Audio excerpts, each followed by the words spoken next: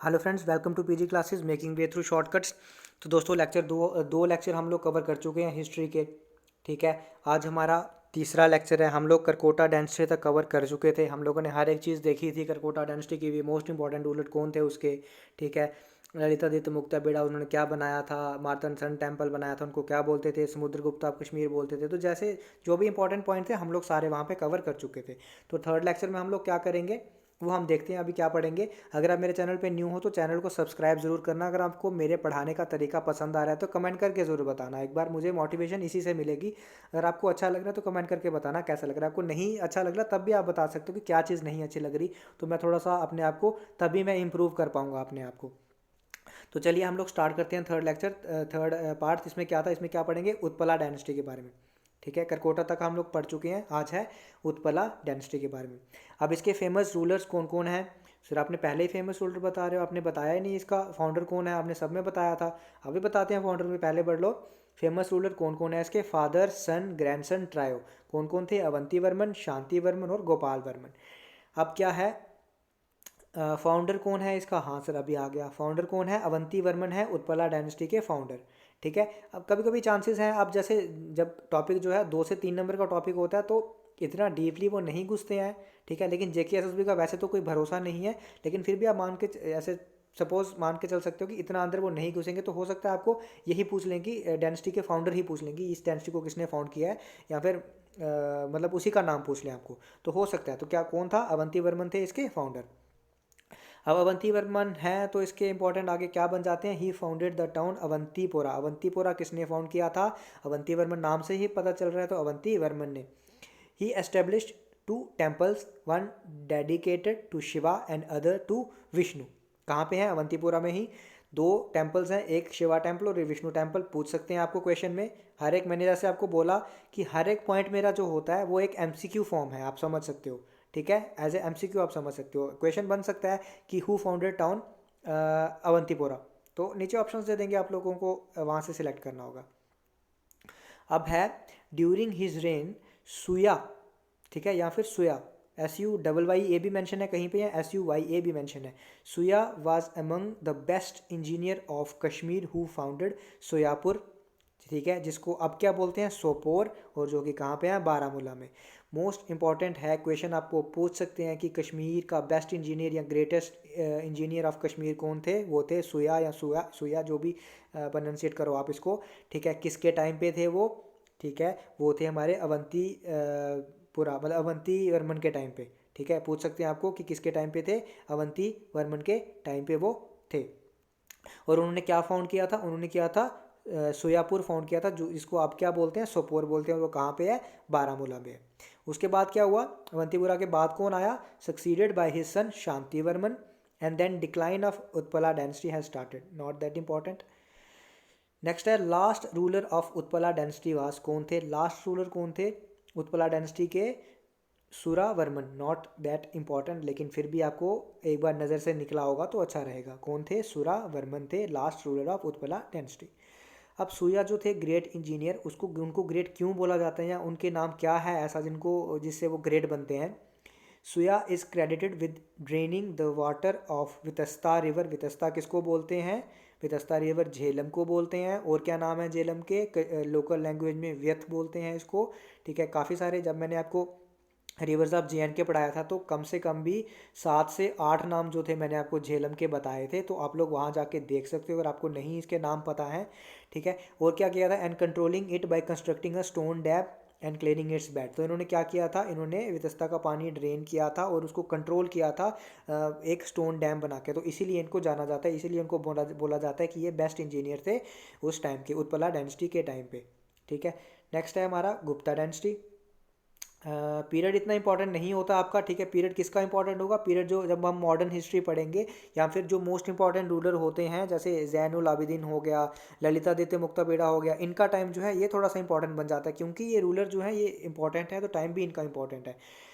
अब गुप्ता गुप्ता डायनेस्टी आ गया तो टाइम इंपॉर्टेंट नहीं है। तो कौन है इसके फाउंडर, इसके फाउंडर हैं पर्व गुप्ता। ठीक है, वो 1948 में बने थे, नहीं हमको कोई लेना देना। उन्होंने 2 साल रूल किया, हमको नहीं मतलब इनसे, हमको सिर्फ मतलब है कि ये फाउंडर थे इनके, पर्व Gupta. After his death his son Khem Gupta become the king. अब खेम गुप्ता के लिए इंपॉर्टेंट है कुछ, क्यों हम देखते हैं। Khem Gupta married to queen Didda princess of Lohara dynasty. अब ये इंपॉर्टेंट है, खेम गुप्ता भी इतना इंपॉर्टेंट नहीं है जितना ये इंपॉर्टेंट है क्वीन दिद्दा। ठीक है, अब झगड़ना नहीं है कि पहली फीमेल रूलर कौन थी कश्मीर की, वो मैंने पढ़ाया था आपको, यशोवती थी। ठीक है, जो कि दामोदर की वाइफ थी। आपको नहीं झगड़ना है कि वो क्वीन दिद्दा थी, कोटा रानी थी या फिर यशोवती थी, तो कौन थी वो, यशोवती थी। तो ये यहाँ हम पढ़ रहे हैं, आप खेम रानी मैरी टू क्वीन दिद्दा, जो कि कौन थी, प्रिंसेस ऑफ लोहारा डायनेस्टी की प्रिंसेस थी। खेम गुप्ता को और क्या बोलते थे, खेम गुप्ता को दीद खीमा भी बोलते थे। ठीक है, नाम इंपॉर्टेंट है, इसमें नाम बड़े सारे हैं, इंपॉर्टेंट है आपके। तो दीद खीमा किसको बोलते थे, खेम गुप्ता को बोलते थे। और क्वीन दिद्दा के और क्या नाम थे, क्वीन दिद्दा को बोलते थे दिद्दा भी बोलते थे सिर्फ, दिद्दा रानी भी बोलते थे, या फिर दीद भी बोलते थे। ठीक है, तो सारे नाम जितने भी थे, जितने भी मेंशन थे, मैंने सभी ले लिए यहाँ पे। तो आपको फिर से नहीं झगड़ना है, फेसबुक पे नहीं आपको वो पोस्ट डालना है कि queen Didda is also known as, वहाँ पे 3-4 नाम दे दिए, तो वहाँ पे नहीं झगड़ना आपको। ठीक है, तो आपको सीधा आना है कहाँ पे, पीजी क्लासेस की वीडियोस पे, और यहाँ पे देखना है, जो भी कन्फ्यूजन होगी आपको, आपका जितना भी डाउट होगा सारा यहाँ पे क्लियर हो जाएगा। अब खेमगुप्ता के बाद कौन आया, Kshemagupta was succeeded by his infant son Abhimanyu. अब यहाँ पे आपको एक चीज़ ध्यान रखनी होगी, इन्फेंट सन का क्या मतलब है। इन्फेंट सन मतलब कि जो रूल नहीं कर सकता, अभी इतना छोटा है वो रूल नहीं कर सकता है। तो अगर वो रूल नहीं कर सकता तो उसको कोई ना कोई गार्डियन चाहिए, कोई ना कोई चाहिए उसको बैक एंड पे, ताकि वो रूल कर सके। ठीक है, तो वही किया किसने, क्वीन दिद्दा ने। पहले वो क्वीन थी, जब खेमगुप्ता राजा था तो वो क्वीन थी। जब उनका इन्फेंट सन जो था वो आया रूलर, एज अ रूलर, तो उनको उनकी एज अ गार्डियन आई कौन, ये क्वीन दिद्दा। उसके बाद इन्होंने क्या किया, रूल भी किया कश्मीर पे। ठीक है, तो she ruled Kashmir as a queen guardian and ruler for 54 years. अब ये टाइम इनका इंपॉर्टेंट बन जाता है, ये 1950 से 1003 AD, ये टाइम इनका इंपॉर्टेंट बन जाता है। ठीक है, she eventually took the rain in her hand in 1980 AD। ये इंपॉर्टेंट है कि क्वीन दिदा जो थी रूलर कब बनी थी। ठीक है, ये तो था उनका कि ये क्वीन गार्डियन और रूलर था, ये 54 ईयर्स के लिए, ये उनका मतलब टोटल टाइम है जिनके जितने टाइम के लिए वो रही। लेकिन वो रूलर कब बनी, या मतलब अब रेन क्या होता है, रेन मतलब कि वो पीरियड जब वो पावर में थी। ठीक है, वो पीरियड जब वो पावर में थी, तो 1980 AD से वो स्टार्ट हुआ। Before her death she handed over the throne of Kashmir to the Lohara dynasty Sangram Raja. अब वो लोहारा डायनेस्टी की प्रिंसेस थी।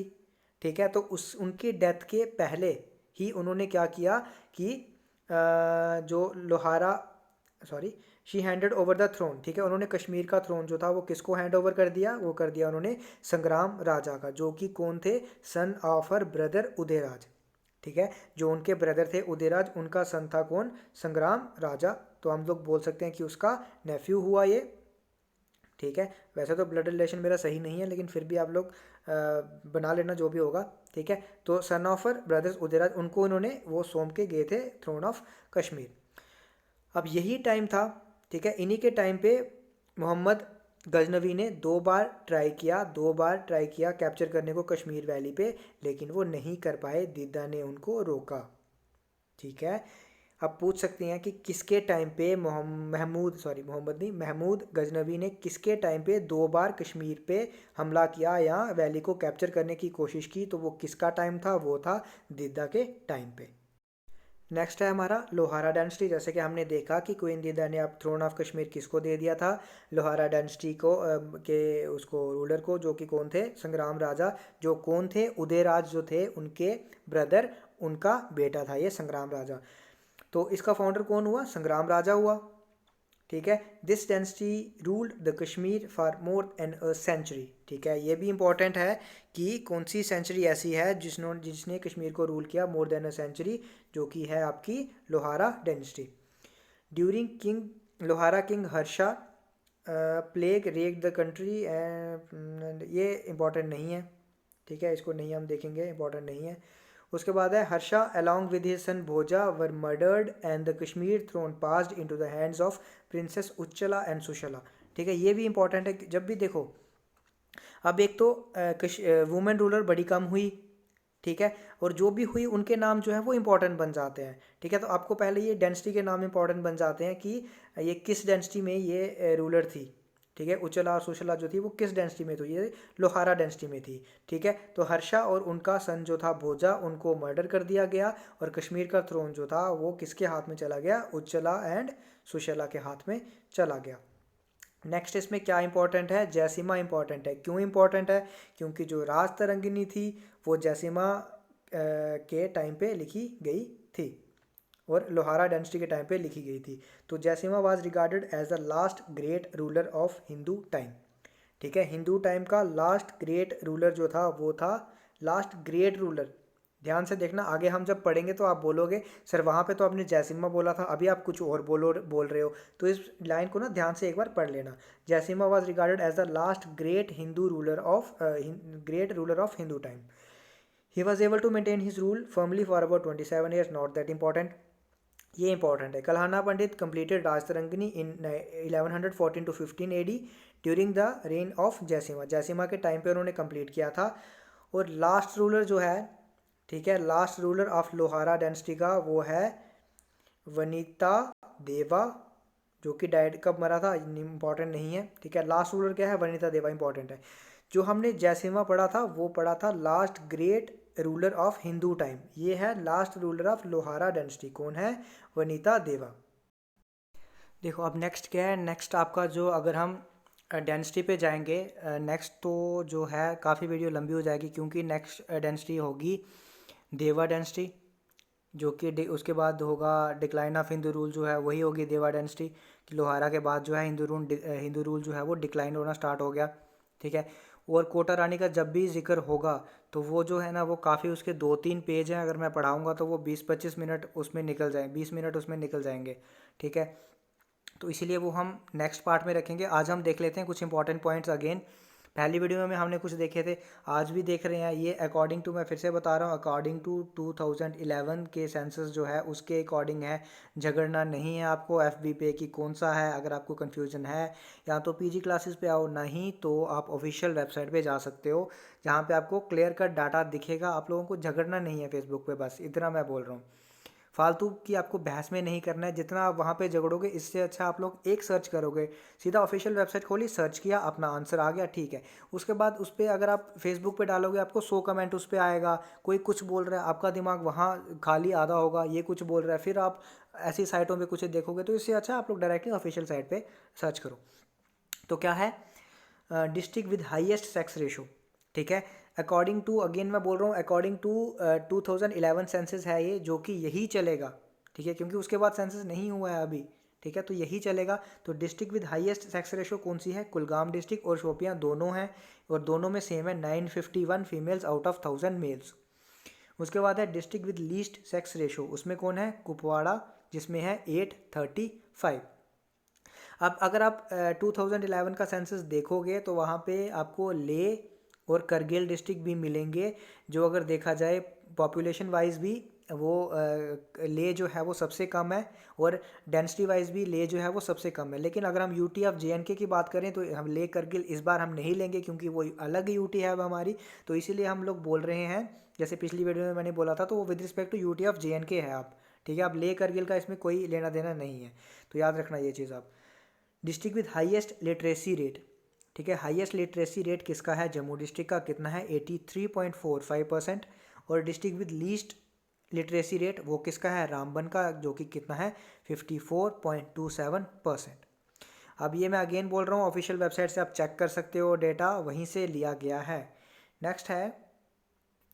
नेक्स्ट कुछ इंपॉर्टेंट पॉइंट्स और हैं, जैसे कि ये क्लास 4th के लिए भी काफ़ी ज़्यादा इंपॉर्टेंट पॉइंट है, क्योंकि आपको डायरेक्टली, अब क्लास 4th का एग्जाम है तो इतना मुश्किल वो नहीं जाएंगे, चाहे उन्होंने सिलेबस कैसा भी दिया है। लेकिन मैं आपको श्योरिटी दे सकता हूँ कि इतना डीप वो नहीं घुसेंगे उसमें, तो आपको डायरेक्ट सीधे सीधे क्वेश्चन आपको पूछ लिए जाएंगे।